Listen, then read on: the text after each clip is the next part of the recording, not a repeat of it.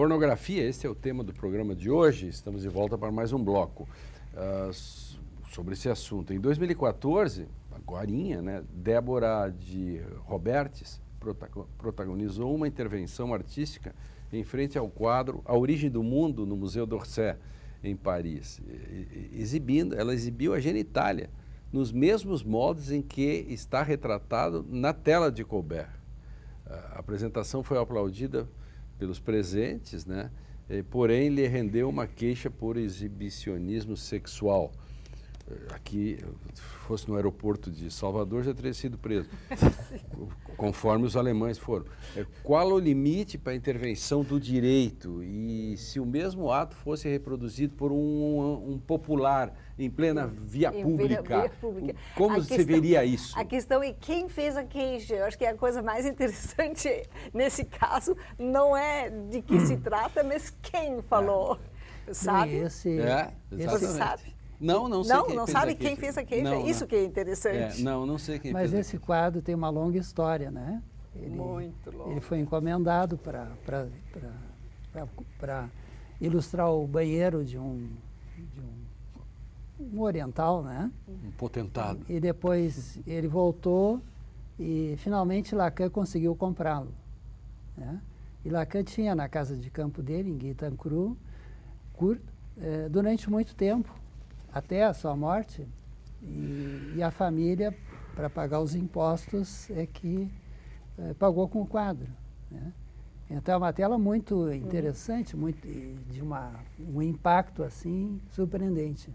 Hoje o impacto já é diminuído, né? Mas teve tecido de um. Mas quem nunca viu e vê, ela realmente é.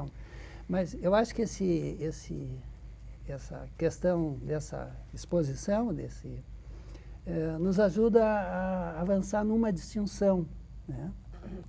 Antes Catherine falou que tem uma coisa perversa, né?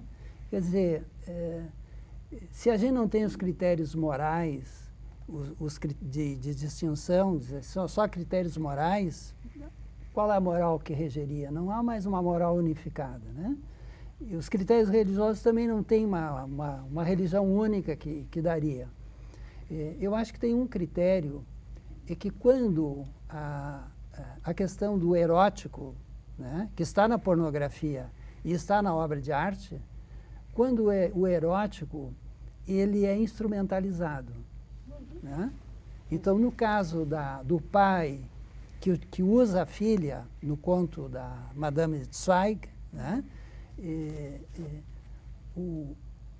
O que o texto descreve, ele escreve uma coisa perversa. Moralmente. Perversa e num estilo estetizante, atraente, aparentemente inocente, que cria um limbo, né? Que cria um limbo para o julgamento, né? Então é ali que incide, mas isso é muito difícil Mas o escrito, eu não diria que ele é pornográfico.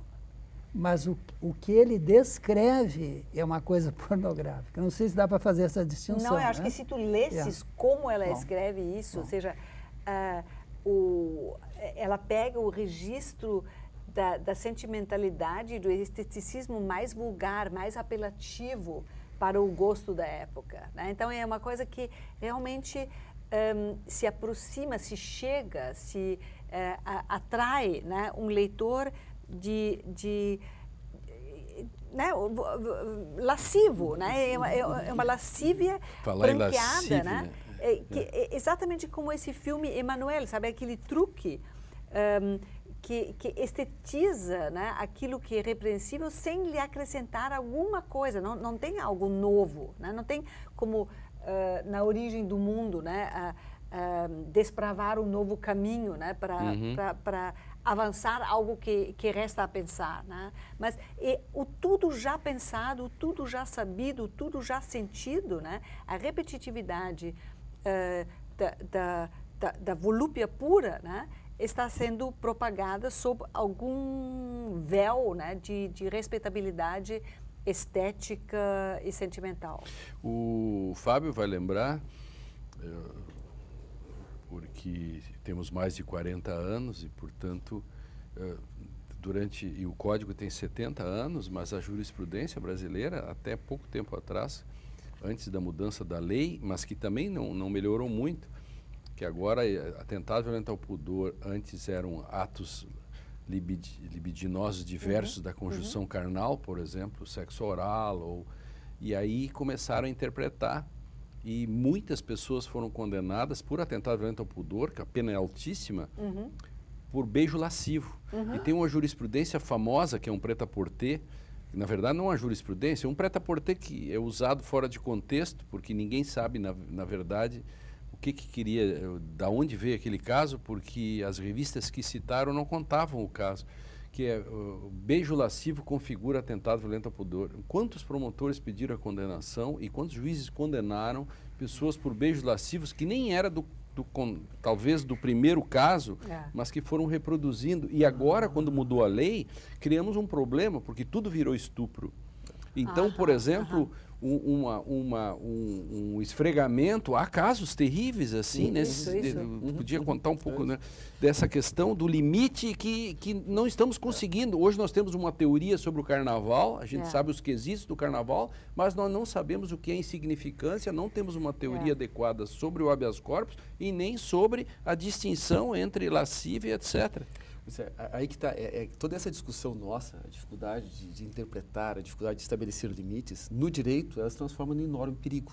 É o espaço da arbitrariedade.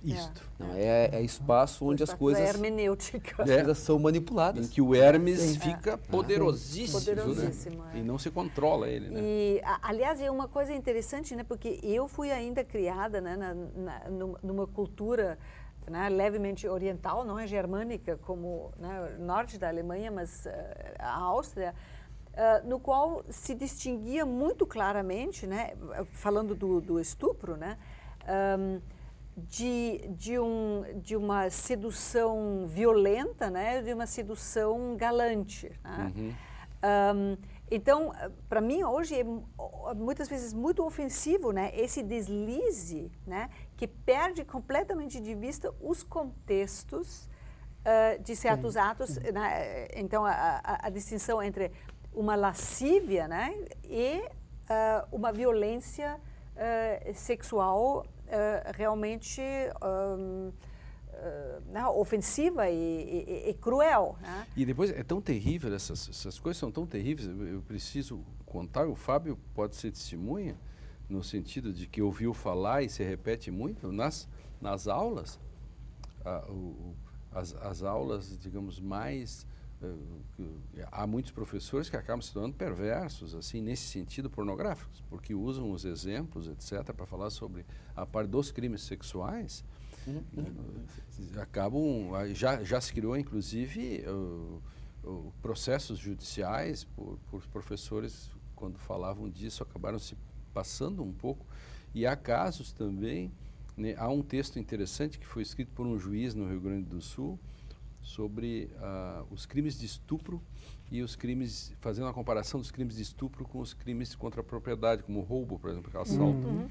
Os processos de estupro são todos maiores, em que os depoimentos são absolutamente detalhados, porque se pergunta à vítima e às testemunhas todos os mínimos detalhes, e no roubo não.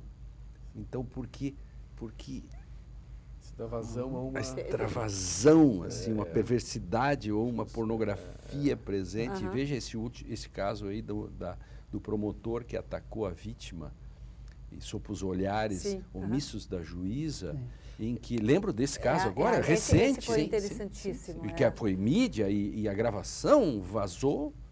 Que coisa mais cruel, né? Existem dois fenômenos que é uma absoluta verdade, são fatos para qualquer um que vive direito. O primeiro é esse que o Lênin coloca muito bem. As pessoas que quando tratam desse tema, têm um prazer enorme em tratar desse tema e dão vazão. Né? Dá para chamar isso. O Mário explica bem isso. Né? O Mário pode explicar depois. Não é? E um outro fenômeno, no âmbito técnico, é uma certa moral que impede a própria delimitação dos tipos. Parece que tudo que se considera que não está sob o âmbito do tipo de estupro, não é estupro, é uma outra coisa. Estabelecer esse limite é quase como ser uma espécie de comparsa. Isso. Quem faz isso é visto como um coadjuvante no crime. Ele faz parte daquilo, de certo modo. Exatamente. Ele contribui, ele, portanto, não... Ao invés do direito penal ser penal e, portanto, afastar porque não está previsto, eles incluem de qualquer modo. Porque se você não incluir, você perigosamente entra numa espécie Eu acho que isso é um ponto muito importante. Eu queria trazer um outro exemplo, né, para desdobrar o que vocês acabam de dizer. Tem esse documentário famoso, agora tem muitos outros sobre outros casos, que se chama Os Friedmans, né, que é a história de um professor de computação americano, que no início, né, do computador dá aulas para alunos no seu basement, né? E depois é acusado de ter seduzido e assim, instalado verdadeiros bacanais com esses jovens. Então ele é condenado num processo absolutamente horrendo, que no documentário aparece o desenvolvimento fantasmático dos policiais, que induzem os alunos a começar a delirar, né? A começar a delirar. Então, eles reentrevistam, né, esses alunos 20 anos depois, que depois dizem que nada daquilo aconteceu, que os alunos foram abusados, né, pelos policiais e pelos próprios pais preocupados a imaginar coisas que nunca aconteceram. Perfeito. É absolutamente heartbreaking, né? É realmente bola picando para o Mário, tanto essa questão anterior como essa que a Catherine trouxe. A questão do Precisamos do psicanalista. É que a questão do gozo, né? Existem várias formas de gozo, né? Aliás, o direito existe para regular o gozo. Isso. Né? Gozo dos bens, todas as formas de gozo, né? Sim, a propriedade, usar, fruir, gozar. Tudo. Gozo, usufruto, usufruir, né? A questão é que quando se tem um gozo em que o outro é instrumentalizado, né? Em que o outro não é sujeito naquele ato. Então, o caso do professor, que tem um gozo, por exemplo... Quando fala em lascívia e tal. Tem um gozo, ou tem um gozo de assustar os alunos, né? E vocês todos vão se ralar, né? Isso. E ele tem um risinho na boca, né? Quer dizer, ele tá extrapolando da sua posição para humilhar o outro, por exemplo, né? Porque a relação, por exemplo, sádica, não é fazer o outro sofrer, mas é que o outro se angustie. A dor é só um meio, mas é que o outro se angustia, né? E aí está o gozo do sádico, por exemplo. Mário, eu tenho que chamar o intervalo, você entra rachando no último bloco para explicar, para continuar essa explicação. Tá aí ótimo. pode até retomar um pedacinho para contextualizar, porque tem gente que vai pegar só no quarto bloco. Nós estamos discutindo pornografia e... Sem mais delongas, vamos chamar o intervalo e dizer que já voltamos.